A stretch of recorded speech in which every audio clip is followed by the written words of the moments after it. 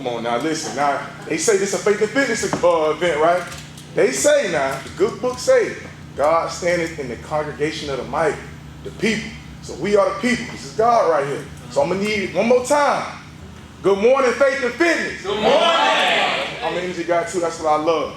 So listen, my name is Morgan Nelson, but I prefer to go by Mo Nelson.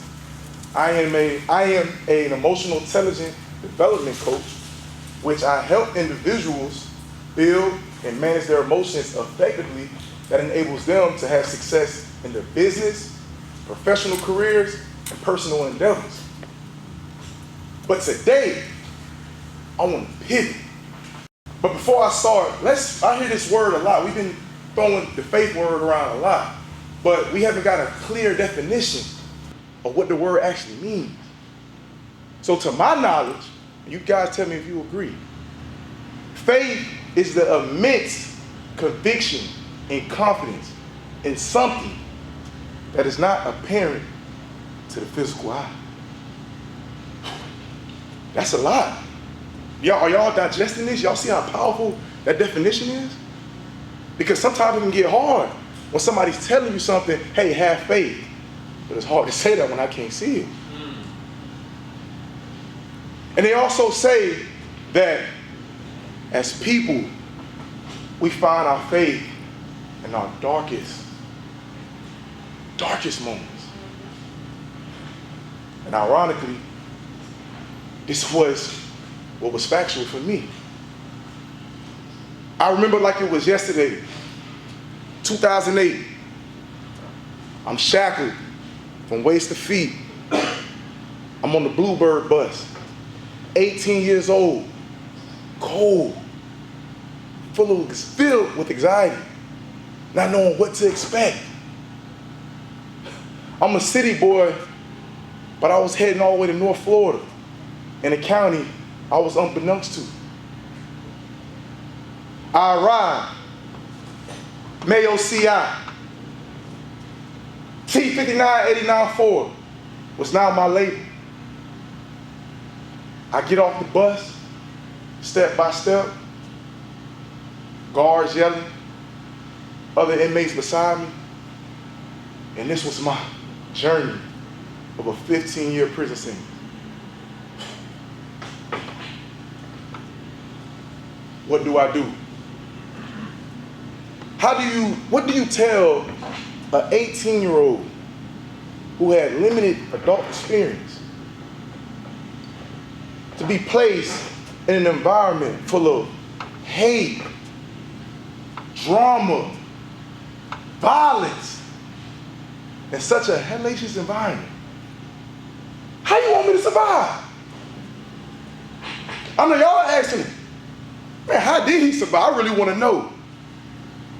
You want to know? I can't hear you. Do you want to know? Yes, I'm up here for a reason now. I survived because of the faith. I had faith in the Most High. And that faith helped and enabled me to prevail, to survive.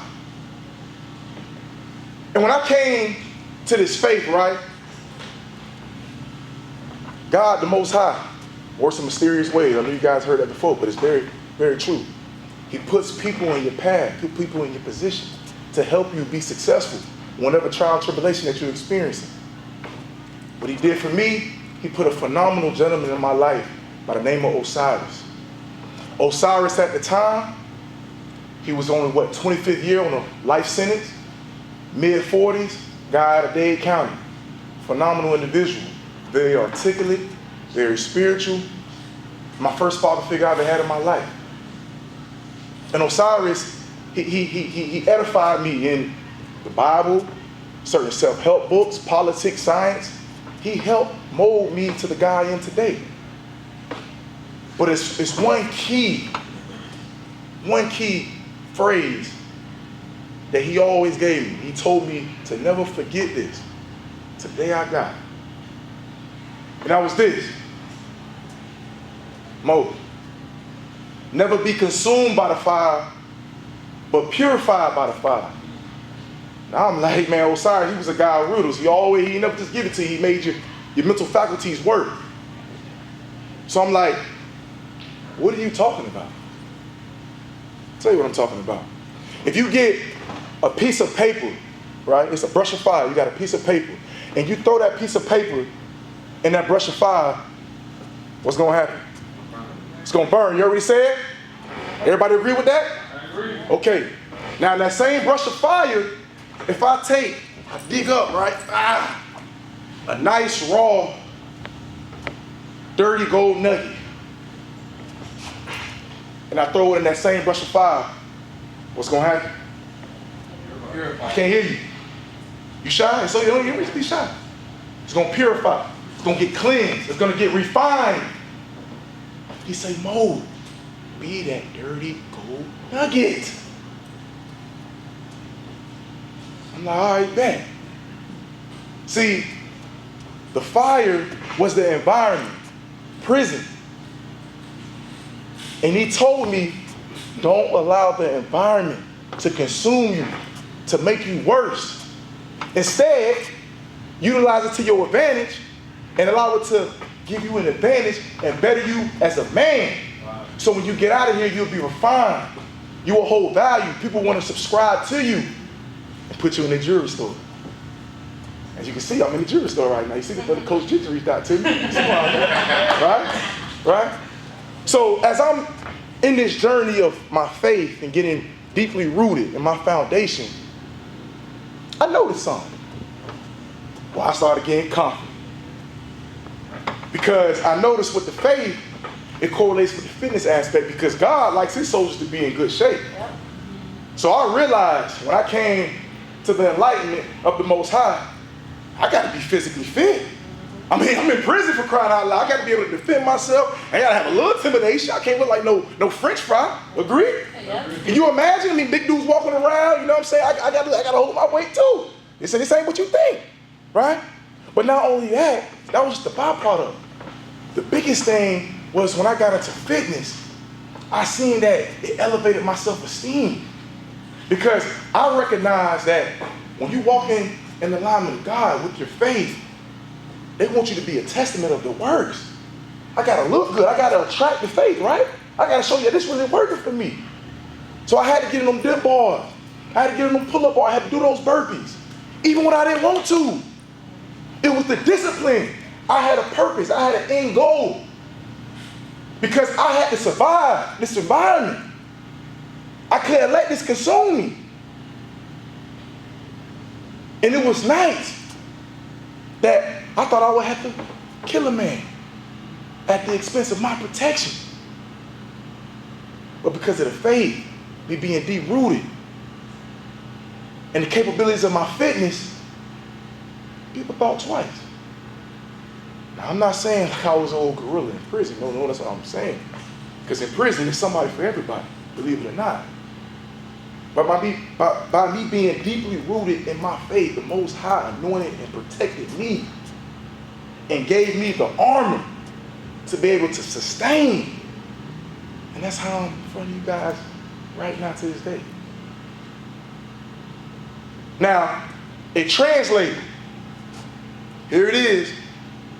After 15 years of doing that prison sentence, I'm 29 years old with no adult experience. The same feelings I had when I first got off that bus, I got as a free man. I ain't got no adult experience. I don't know nothing about it. Credit card, debit card, what it is. I know nothing. I left when I was 16. How was I going to survive?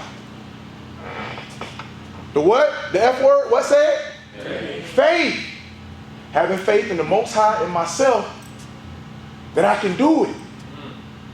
And that faith culminated to me being a successful entrepreneur who's fortunate to make 6 figures per year, an author, a motivator, and a coach. Being able to inspire and help other people get through their trials and tribulations.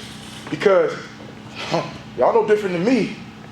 Some of y'all probably didn't go to prison like I did, but y'all got some adversity y'all going through too, right? It's all right. Don't be embarrassed. We all human. That's what life's all about. That's the beauty of it. So we gotta transfix our mindset when it comes to adversity. Adversity brings the best out of us. Adversity brought the best out of me.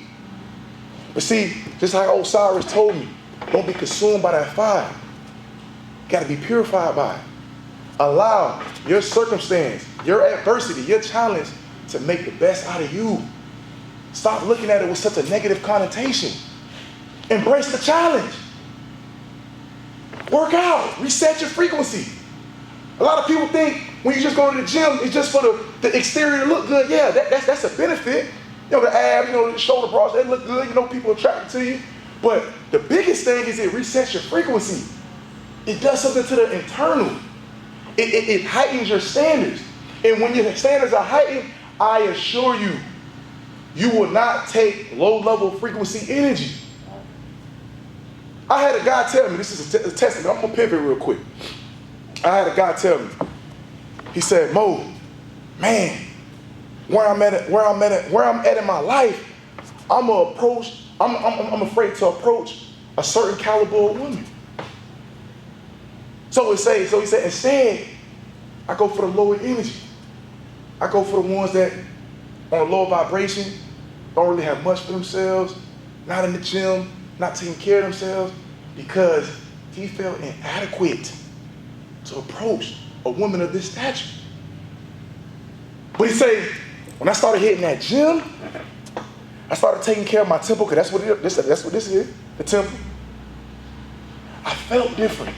It boosted my self-esteem. I moved different. I didn't tolerate certain things that I tolerated in the past. And then guess what? He got that high caliber woman. But you see what I'm getting at? You see the conclusion, the illustration I'm drawing out for you guys? The importance of fitness? Because I feel like personally, by us not taking care of our temple, our vehicle, this is a vehicle God has bestowed upon us to be a vessel for his word, for his miracles, for his works. That's a slap in the face. We ain't taking care of it. I'm not saying you got to be no bodybuilder. No, you got to be no bodybuilder. But you want to be a great reflection of the highest manifestations that we came from. That's God. So I didn't leave you with any notes. Came out and killed that. I didn't leave you with any notes like that to take from. But what I do want you to take is this. I didn't tell you my story. I didn't tell you my story for you to sympathize with me, to feel bad for me. No. I told you my story because whatever you're going through, whatever challenge you got going on right now, I know it's tough. I know it's hard. I know it's very challenging. But you can prevail if you stay rooted in your faith. Whichever one you choose. None in particular. But find something. Because that faith is going to be your personal compass. It's going to help you navigate and keep you some type of course correction. Because sometimes, it says in the good book, that boisterous wind, you know, we're talking allegorically right now, that boisterous wind are distractions that can come and knock you off your ship when you have a destination at hand. But when you grounded, that wind don't stand a chance. Y'all feel where I'm coming from? Y'all really feel where I'm coming from? So I want to leave you guys with this quote from the Honorable Dr. Martin Luther King. He said, faith is taking that first step without seeing the staircase. Wow. Take that first step, you grind your face, and I assure you, you will prevail. I'm Mo Nelson. Thank you for having me. Catch me on IG. Get your phones out. Catch me on IG as real_Mo Nelson Speaks. I'm elated for you guys having me. I look forward to connecting with you guys. Thank you for having me, Coach. Yes.